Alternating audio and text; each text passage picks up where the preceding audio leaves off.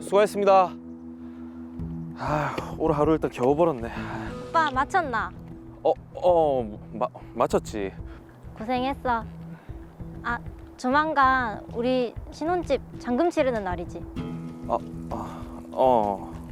대출은 문제 없고? 그게 내가 하루 벌어 하루 먹고 살다 보니 생각보다 대출이 많이 안 나오더라고. 그럼 어떡하는데? 계약금 다 날리는 거 아니야? 그건 안 되지. 지인들한테 좀 빌리고 해서 어떻게든 맞춰야지. 미문이는 걱정하지 마라. 진짜? 어. 그럼 오빠만 믿는다. 응.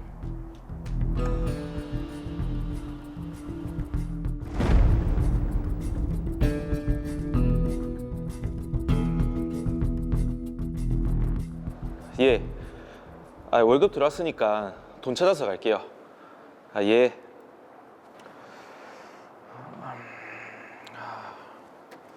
이번 달은 월급이 얼마가 들어왔으려나.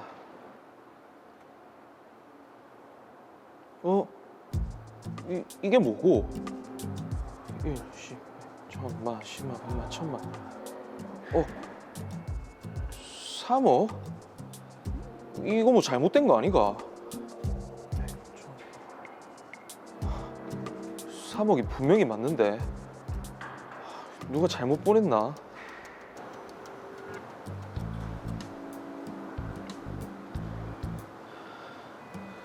이게 꿈은 아니겠지? 이때까지 열심히 살았다고 하늘에서 선물이라도 준 건가? 마침 내일 신혼집 잔금 치르는 날인데 딱 1억 모자란데 잘 됐네. 일단 1억만 먼저 꺼내 쓰고 그 뒤에 알아서 해결하지 뭐. 이 돈이면 우리 미모랑. 오빠, 아파트 잔금 치렀어? 당연하지. 이 오빠가 깔끔하게 해결했다. 진짜? 돈 어떻게 구했는데? 그건 몰라도 되고. 아무튼 이 오빠가 깔끔하게 해결했으니까 니는 걱정하지 마라. 그럼 이제 우리 예식장이랑 혼수만 알아보면 되는 거네? 그렇지. 오빠, 예전에 봐둔 예식장 하나 있는데 거기 한번 가볼래? 그래. 지금 갈까? 그러자.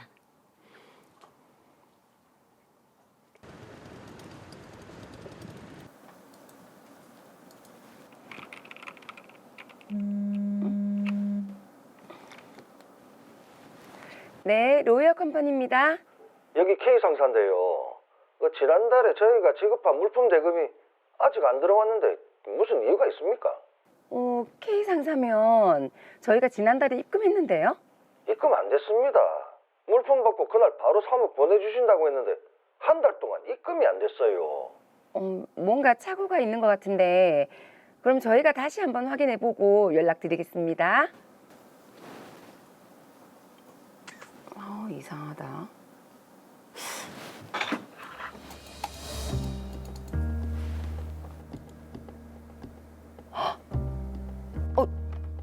이게 뭐고?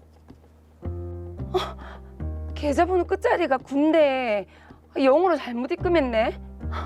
예금주 이름도 김영수, 김영민. 이거 어떻게 하지? 잠깐만. 일단 은행 전화부터.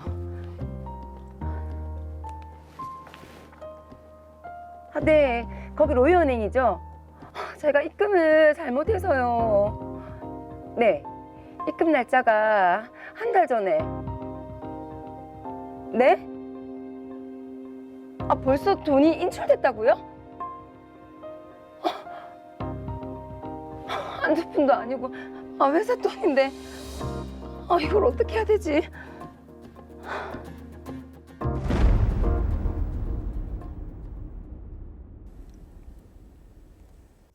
자, 계좌를 잘못 찍어서 송금에 문제가 생겼는데요. 최수진 씨가 정말 머리가 쭈뼛쭈뼛 설 것 같습니다. 그렇죠. 사실 이런 경우가 일상에서도 좀 자주 일어나는 그런 일이기 때문에 네. 우리 보시는 분들도 어떻게 해결될지 굉장히 궁금하실 텐데요. 먼저 사건 정리부터 해보겠습니다. 경제 상황이 좋지 않았던 김영수 씨는 한 미모 씨와 결혼을 앞두고 작은 문제로 고민에 빠져 있었습니다. 그런데 월급을 확인하던 중 자신에게 3억 원이 송금된 사실을 알게 됐습니다. 누군가 잘못 보낸 게 아닌가 하고 생각은 했지만 마침 다음 날 신혼집 잔금을 치러야 하는 상황이라 돈을 인출해서 사용하고 말았습니다. 알고 보니 이 돈은 로이어 컴퍼니에서 물품 대금으로 K 상사에 지급해야 할 돈이 잘못 송금된 것이었는데요. 담당 직원인 최수진 씨가 계좌번호 중 숫자 일부를 오인했고 예금주 역시 김영수, 김영민으로 한 글자만 달라서 착각을 했던 것입니다. 급히 해당 은행에 연락해 이 사실을 알렸지만 돈은 이미 인출된 상황. 과연 최수진 씨는 어떻게 해야 할까요? 자, 그러게요. 함호진 변호사님, 우선 이 사건은 최수진 씨가 돈을 잘못 송금한 게 이제 문제가 되는 거죠? 네, 맞습니다. 네. 이걸 착오 송금이라고 하는데요. 최근 들어 송금인이 실수 혹은 착오로 은행 계좌나 금액을 잘못 기입해서 송금에서 생기는 피해가 점점 늘어나고 있는 추세입니다. 착오 송금의 의미는 지급인이 수취인 등에 대해 착각해서 잘못된 지급 지시를 한 결과 본래 송금받을 사람이 아닌 다른 사람에게 입금되거나 초과 또는 중복해서 입금되는 것을 말합니다. 자, 실수로 입금을 잘못한 건데 네. 그럼 송금 받은 사람이 그 돈을 돌려줘야 되는 거 아닌가요? 네, 도의적으로도 그래야 하지만 법적으로도 당연히 반환을 해야 합니다. 대법원 전원합의체 판결에 따르면 송금 의뢰인과 계좌 명의인 사이에 송금, 이체의 원인이 된 법률 관계가 존재하지 않음에도 송금이나 이체에 의하여 계좌 명의인이 그 금액 상당의 예금 채권을 취득한 경우에는 계좌 명의인은 송금 의뢰인에게 그 금액 상당의 돈을 반환해야 한다는 점을 분명히 하고 있습니다. 근데 지금 수취인인 김영수 씨는 이 돈을 네, 썼단 말이죠. 맞습니다. 예. 이거 어떻게 됩니까, 이거? 드라마 사례와 같이 만약 수취인인 김영수 씨가 착오 송금된 돈을 사용한 경우에는 법률적으로 문제가 될 수 있습니다. 어허. 자, 그런데 김영수 씨 입장에서는 내 통장에 들어온 돈을 내가 썼을 뿐인데 그렇죠. 이거 뭐 법률적 책임을 져야 하나 조금 그렇죠. 황당할 수도 있을 것 같긴 해요. 맞습니다. 예. 김영수 씨 입장에서는 본인 통장에 입금된 돈을 쓴 것인데 뭐가 문제냐라고 생각할 수도 있습니다. 예. 하지만 착오 송금된 돈은 송금인의 재산으로서 송금인이 그 반환을 청구할 수 있는 부당이득 반환 청구권을 가지게 됩니다. 그리고 송금인과 착오 송금 수취인 간에는 착오 송금된 돈을 보관하고 이를 유지해야 될 송금인에게 다시 돌려줘야 될 신식상 보관상 의무 관계가 성립하게 됩니다. 신해칙상 보관 관계, 그러니까 보관을 하는 게 의무인 거네요. 네, 맞습니다. 따라서 김영수 씨 입장에서는 법률상 원인 없이 계좌 이체된 돈을 취득한 것이므로 해당 금원을 보관하는 지위에 있다고 볼 수 있어 송금인에게 잘못 입금된 돈을 반환해야 하고요. 이 돈은 부당이득금에 해당됩니다. 네. 따라서 계좌 명의인인 김영수 씨가 착오 송금된 돈을 임의로 인출하거나 사용하는 경우에는 횡령죄가 성립되게 됩니다. 야, 이게 눈먼 돈인 줄 알고 썼는데 횡령죄까지 갑니까? 네, 맞습니다. 지금 드라마 사례를 보게 되면 김영수 씨가 착오 송금된 돈이라는 사실을 충분히 알 수 있었을 것으로 보이는데요. 하지만 김영수 씨는 이 사실을 알면서도 해당 금원을 인출해서 신혼집에 잔금 등을 치르고 결혼식장을 예약하는 등에 사용했기 때문에 횡령죄가 인정됩니다. 자, 그런데 만약에요, 이렇게 드라마와 달리 지금 김영수 씨가 로이어 컴퍼니로부터 마침 3억 원을 받을 돈이 있었던 거예요. 네. 그런데 로이어 컴퍼니로부터 착오로 입금을 받아서 네. 이 돈을 만약에 사용을 했다라고 하면 그럴 때도 횡령죄가 인정이 되나요? 그 두 분이 보실 때는 어떠실 것 같습니까? 일단 뭐 네. 착오 송금이라는 것 자체는 네. 기본적으로 똑같은 원칙을 따라야 되지 않겠습니까? 받을 게 있든 없든 착오가 됐으니까 돌려줘야죠. 그럴 수 있겠습니다. 네, 근데 맞네요. 뭐 어차피 네. 받아야 할 돈이니까 조금 뭐 일찍 받은 것 뿐인데 그게 뭐 문제가 되겠습니까? 그렇게 호락호락하게 생각하시면 안 되는 겁니다. 변호사님, 그렇죠? 어떻습니까? 맞습니다. 예. 좀 많이들 헷갈리실 수 있는데요. 이와 관련해 대법원은 송금 의뢰인이 착오로 수취인 명의 계좌로 금원을 이체했는데 그 금원 중 일부 금액에 대해서 수취인이 원래 송금 의뢰인으로부터 받을 채권이 존재한다면 그 채권액에 대해서는 그 상응하는 부분과 관련해서는 반환을 거부한 행위는 정당한 상계권 행사, 즉 아까 말씀하신 대로 내가 받을 돈을 받은 거니까 없는 걸로 하면 안 되냐라는 네. 것이 이제 상계권 행사인데 그런 상계권 행사로 볼 여지가 있으므로 그와 같은 반환 거부 행위에 대해서는 불법 영득 의사가 없다라고 해서 횡령죄 성립을 부정했습니다. 곤란하네요. 맞다니까요. 어쨌든 불법 영득 의사. 예. 이게 있느냐 없느냐, 이게 핵심이네요. 네, 맞습니다. 만약 김영수 씨도 때마침 로이어 컴퍼니로부터 받을 채권이 3억 원이 있었는데 로이어 컴퍼니가 이를 지급하지 않고 있다가 실수로 김영민 씨에게 3억 원을 입금하려다가 김영수 씨에게 입금을 해주었고 이 돈에 대한 반환을 거부했거나 이를 사용했다 하더라도 불법 영득 의사가 있었다고 보기 어려워서 횡령죄는 성립되지 않을 것으로 보입니다. 자, 그런데 제가 한 가지 궁금한 게 있습니다. 요즘 그 MZ 세대들은요, 네. 가상 자산으로 거래를 많이 한다고 해요. 그렇죠. 자, 그러면 이 가상 자산을 착오로 송금했을 때 이 네. 돈을 빼서 썼다. 네. 횡령죄가 성립됩니까? 우선 결론부터 말씀드리자면 예. 가상자산의 경우에는 횡령죄가 성립되지 않습니다. 오. 예. 이와 관련해서 판례는 가상자산은 법정화폐와 동일하게 취급할 수 없고 또한 가상자산은 전자지갑을 통해 거래가 이루어지다 보니까 전자지갑의 주소만을 확인할 수 있을 뿐 그 주소를 사용하는 사람의 인적 사항 등을 알 수 없어 법정화폐와는 동일하게 보호해야 할 대상에 해당되지 않기 때문에 수취인을 신식상 보관자의 지위에 있다고 볼 수 없다라고 그렇게 판단하고 있습니다. 자, 그 말은 다시 말해서 가상자산은 송금할 때 특히 더 확인을 꼼꼼히 하셔야 될 것 같고 네, 그렇죠. 가상자산은 횡령죄가 성립하지 않는다. 네. 이것도 알아두셔야 될 것 같습니다.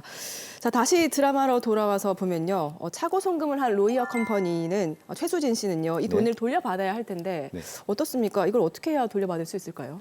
네, 우선 착오 송금한 사실을 알게 된 경우에 즉시 거래은행에 착오 송금한 사실에 대해 알려야 합니다. 그렇게 되면 거래은행이 수취인의 동의를 구하는 절차를 밟게 됩니다. 이때 만약 수취인이 착오 송금된 돈에 대한 반환에 동의를 해주면 잘못 송금된 돈을 임의로 반환받을 수 있게 됩니다. 그럼 이게 동의를 해주지 않으면 어떻게 됩니까? 예. 그럴 경우에 좀 답답한 어떤 상황이 발생할 수 있습니다. 거래은행이 함부로 착오 송금된 금액만큼을 지급 정지하는 등의 직접적인 조치를 취할 수 없습니다. 이럴 경우에 착오 송금된 그 금액이 2021년 7월 6일 이후에 발생했다면 네. 예금보험공사에 제공하는 착오 송금 반환 지원 시스템을 한번 활용해 볼 수 있습니다. 자, 그런데 지금 착오 송금을 한 지가 한 달이 지났거든요. 네. 어떻습니까? 이런 경우도 가능할까요? 네. 착오 송금일로부터 1년 이내에 신청하면 반환 지원이 가능합니다. 네. 다만 반드시 거래한 은행을 통해서 사전 반환 절차를 거쳐야만 착오 송금 반환 지원 신청이 가능합니다. 자, 그럼 금액이 중요한데 착오 송금된 금액은 아무리 커도 상관없이 다 반환받을 수 있습니까? 그건 아닙니다. 아, 그래요? 네. 예금보험공사를 통한 착오 송금 반환 지원 대상 금액은 시점에 따라 좀 상이합니다. 2021년 7월 6일 이후부터 2022년 12월 31일까지 발생한 착오 송금은 착오 송금한 금액이 5만 원 이상 1천만 원 이하인 경우에는 반환 지원 신청이 가능하고요. 올해 1월 1일 이후에 발생한 착오 송금은 1천만 원 초과 5천만 원 이하인 경우에도 반환 지원 신청이 가능합니다. 그럼 변호사님, 이게 신청을 하고 반환 받는 데까지 그 시간이 어느 정도 걸립니까? 네, 신청일로부터 대략적인 소요 기간은 보통 2개월 정도가 소요됩니다.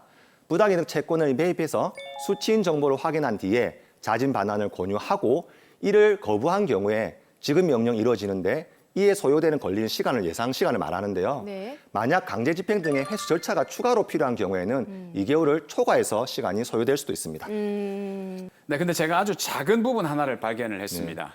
날카롭게 말이죠. 예. 지금 올해 1월 1일 이후라고 하더라도 예. 반환받을 수 있는 지원 금액 최대가 5천만 원이었거든요. 맞습니다. 근데 예. 로이어 컴퍼니 3억입니다. 예. 이거 어떻게 하실 겁니까? 이거 어떻게 받을 수 있죠? 역시 법학도답게 예리하게 잡으셨습니다. 로이어의 예. 자랑입니다. 자랑입니다. 예. 예. 예리합니까? 예리하십니다. 맞습니다. 예, 지적한 대로가 맞습니다. 예. 드라마 사례의 경우에 착오 송금을 돌려받아야 할 금액이 3억 원이었기 때문에 5천만 원 초과하여 반환 지원 시스템 대상에 해당되지 않습니다. 그런데 여기서 주의할 점이 한 가지가 있습니다. 예. 아까 말씀드린 대로 착오 송금은 잘못된 수취인에게 돈을 송금한 경우도 있지만 금액에 있어서도 착오로 송금한 경우도 포함됩니다. 예를 들어 2023년 1월 이후에 송금한 돈이 3억 원인데 이 중 2억 5천만 원은 정상적으로 송금된 돈이라고 가정해 보겠습니다. 그럼 잘못 송금된 돈은 5천만 원인 경우에 해당되지 않습니까? 이런 경우에는 반환 지원 시스템이 가능합니다. 자, 이게 수취인을 착각한 경우에도 해당이 되고 송금액을 착각한 경우에도 해당이 된다는 맞습니다. 말씀이시네요. 자, 그럼 로이어 컴퍼니에서는 차고 송금 반환 지원 시스템을 활용하지 않고 바로 법적 소송을 해야 되나요? 그건 아닙니다. 우선 로이어 컴퍼니는 송금은행을 통해 김영수 씨를 설득해서 김영수 씨가 사용하고 남은 돈에 대해서만이라도 자진해서 반환받을 수 있도록 조치를 취해야 됩니다. 네. 그런 다음 반환받지 못한 금액에 대해서는 민사적으로 김영수 씨를 상대로 부당이득금 반환 청구 소송을, 형사적으로는 횡령죄로 고소를 진행하시면 될 것으로 판단됩니다. 아유, 참 소송까지는 가지 않고 원만하게 좀 해결이 되었으면 좋겠네요. 자, 김영수 씨가 지금 차고 송금을 받은 후에 아직까지는 네. 나몰라라 하고 있거든요. 맞습니다. 예. 한 말씀 해주시죠. 네. 김영수 씨, 본인 명의의 계좌에 돈이 입금되었다 하더라도 그 돈이 정상적으로 입금된 돈이 아니라면 원래 소유자에게 돌려주어야 하는 것이 법을 떠나 일반 상식적인 행동에 해당됩니다. 그런데 김영수 씨는 타인의 돈으로 신혼집에 잔금을 치는 등 불법적인 행위를 행하였기 때문에 민형사적으로 법적 책임을 부담하는 건 피할 수 없다고 보여집니다. 지금이라 조속히 무단으로 인출해 사용한 금원을 로이어 컴퍼니에게 반환하시고 최대한의 선처를 구하시는 것이 가장 현명한 방법이라고 판단됩니다.